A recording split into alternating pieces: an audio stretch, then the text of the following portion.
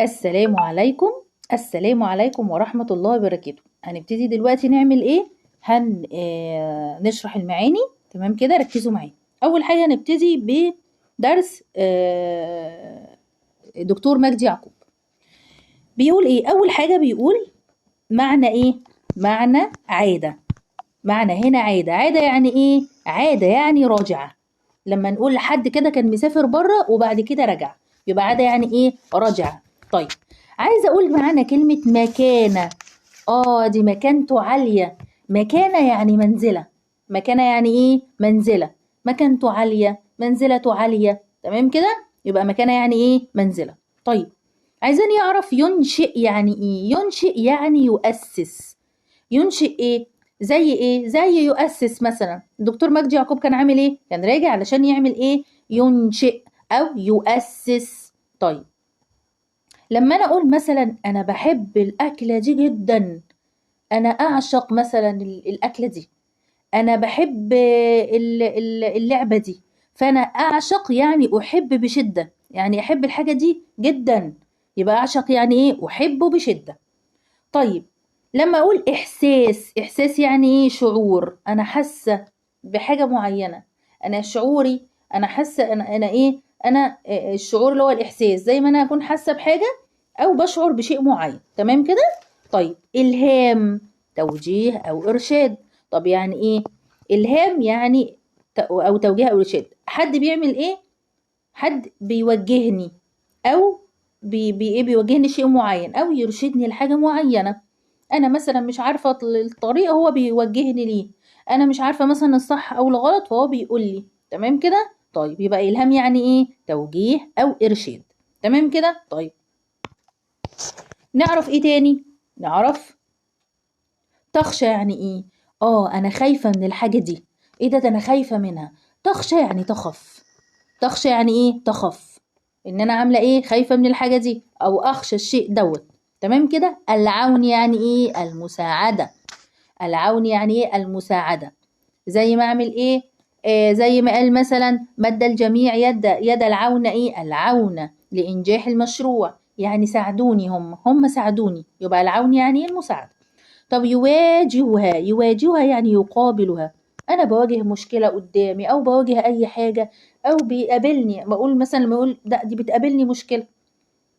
تمام، يعني يواجهها يعني يقابلها، يقابلها. تمام كده. طيب، دعمتني يعني ايه؟ دعمتني، دعمتني يعني ساعدتني او ساندتني. دي ايه؟ دي ساعدتني. دي مصر ساعدتني ان انا اقف على رجلي. دي سندتني. دي مثلا لما نقول مثلا اصدقائي مثلا ساعدوني. مامتي ساعدتني. تمام.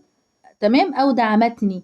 تمام كده. طيب، المضاد بتاعها تخلت عني. لا، هي ما ساعدتنيش، هي تخلت عني، هي سابتني. تمام كده. طيب، فرضت عليا. فرضت عليا يعني اوجبت. دي فرضت عليا يعني فرض حاجه لازم اعملها. حاجه لازم ايه؟ اعملها. يبقى فرضت عليا يعني اوجبت. فرضت عليا اوجبت. طب لما نقول مهنه. مهنه يعني ايه؟ مهنه يعني عمل. مهنه يعني عمل. لما اسال واحد اقول له ايه ده وانت مهنتك ايه او عملك ايه؟ المهنة بتاعتي ايه؟ او العمل انا بشتغل ايه يعني. يبقى مهنة يعني ايه؟ عمل. طب والجمع بتاعها مهن. الجمع بتاعها ايه؟ مهن. طب يجريها، لما نقول ده الدكتور الحق، ده الدكتور بيجري عملية مثلا او يقوم بها. يجري العملية يعني هو اللي بيعملها، يعني الدكتور هو اللي بيعملها. يبقى يجريها يعني ايه؟ يقوم بها. ايه؟ يقوم بها. تمام كده. يجريها يعني يقوم بها. طيب، ايه تاني؟ لما اقول يستطيع، والله انا هقدر. انا استطيع ان انا هعمل الحاجه دي او هقدر اعملها. يبقى يستطيع يعني ايه؟ يقدر. يعني يقدر يعمل الحاجه دي او ايه؟ يقدر يعملها. تمام كده. يبقى يستطيع يعني ايه؟ يقدر. طب لما اقول المضاد بتاعها يعني ايه؟ يعجز. انا مش قادر اعملها بصراحه، انا عاجز ان انا اعمل الحاجه دي. يبقى ايه؟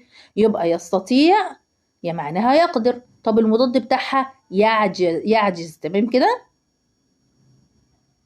طيب، يعجز عن ايه؟ عن عمل الشيء ده. تمام كده. طيب، يلم يعني يعرف. يعني ايه؟ انا عارفه. تمام كده، انا عارفه الحاجه دي. تمام. يلم يعني ايه؟ يعني يعرف.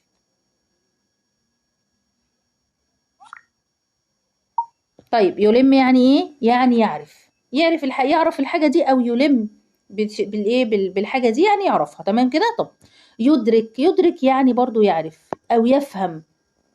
انا فاهمه الحاجه دي. تمام. ادرك. انا ايه؟ ادرك. طب يبقى يدرك يعني ايه؟ يعرف. هو عارف او فاهم. هو يدرك. بقول على الانسان ده يدرك، هو فاهم او عارف الشيء دوت. طيب المضاد بتاعها ايه؟ يجهل. لا ده انا مش عارفها. يجهل الشيء ده، هو مش عارفها. تمام كده. طيب كده ده الايه المعاني. تمام كده. وفيديو تاني. دي المعاني. تمام كده. وفيديو تاني هشرح لكم المعاني للدروس كل معنى ليه فيديو خاص. يلا السلام عليكم ورحمة الله وبركاته.